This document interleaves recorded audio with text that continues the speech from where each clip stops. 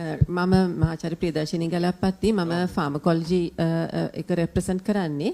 ඇත්තටම එතකොට ඒ කාලේ ෆාමකොලොජිස්ට් කෙනෙක් අපොයින්ට් කරලා තිබ්බේ නෑ බෝඩ් එකට.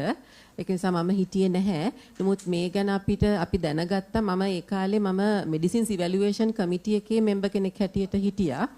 එතකොට එක සැරයක් අපිට ඔය මෙඩිසින්ස් ඉවැලුවේෂන් කමිටි එකට බෙහෙත් වර්ග 300ක් පමණ එක සැරේ ආව වේවර් ඔෆ් රෙජිස්ට්‍රේෂන් ලිස්ට් එකක්. ඒ ගමන පස්සේ මෙඩිසින්ස් ඉවැලුවේෂන් කමිටි එක හැටියට අපි විරුද්ධ වුණා.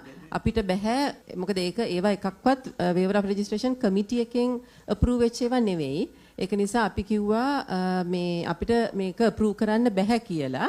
ඒ ගමන කිව්වා නෑ මේවා මේ මෙඩිසින්ස් මේ අත්‍යවශ්‍ය බෙහෙත් මේවා නැත්නම් රටට බෙහෙත් නැති වෙනවා. ඒක නිසා තමයි කියලා අපි කිව්වා ඒත් එහෙම කරන්න බෑ. තනියෙන් කාටවත් ඒ ඩිසිෂන් එක ගන්න බෑ. ඒ ගමන ඇත්තටම අපි කිව්වා අපි දවසක ඇවිල්ලා මුළු කමිටි එකම මෙඩිසින්ස් ඉවැලුවේෂන් කමිටි එකම දවසක් ඇවිල්ලා ඒ ඔක්කොම ටික බලලා වුණනම් අපි බලන්නම් ඒ සඳහා තීරණයක් දෙන්න කියලා. ඒ ගමන මම හිතන්නේ අපි ඒ වෙලාවේ බැලුවම සමහර ඒවා ඒ දීලා තිබිච්ච ඒවා බ්ලැක් ලිස්ටඩ් කම්පනීස් වලට දීලා තිබුණා.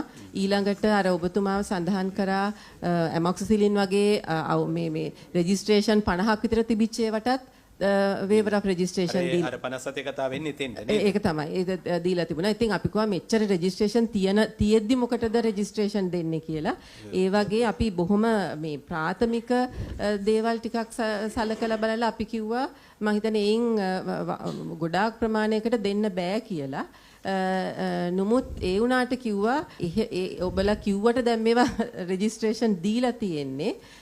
ඉතින් අපි කිව්වා ඒක එතකොට ඒ වගකීම ඔබ CEO බාර ගන්න. නමුත් කමිටි එකක් හැටියට අපි ඒක අප්‍රූව් කරන්නේ නැහැ කියලා. ඒ වගේම අපි ෆාමකොලොජි ඇසෝසියේෂන් එකෙන් ඒ වගේම මේ අනික් ඇසෝසියේෂන්ස් වලිනුත් අපි සභාපතිතුමාට ඒ වගේම අපි ඇත්තටම මේ ජනාධිපතිතුමා දක්වා ලියුම් යවුවා මේ ක්‍රමවේදය නවත්තන්න මේක මේ ඊටමත් මේ අනාරක්ෂිත මේ ඖෂධ රටට ගෙන්වීමට කටයුතු කරන දෙයක් කියලා ඒ අවස්ථාවේ ඒ ලියුම් ඇති මං හිතන්නේ ඒවා ලිව්වයි අවස්ථාවේ. ඔව් ප්‍රොෆෙසර් අපිට කිව්වනේ මේ ජනාධිපතිතුමාට මේවා ලිව්වා සම්පූර්ණයෙන් කියලා. රනිල් වික්‍රමසිංහ ජනාධිපතිතුමාට. එතකොට ඒවෙන් ආපු මොනවා එයාගේ ආපච්චාර මොනවද?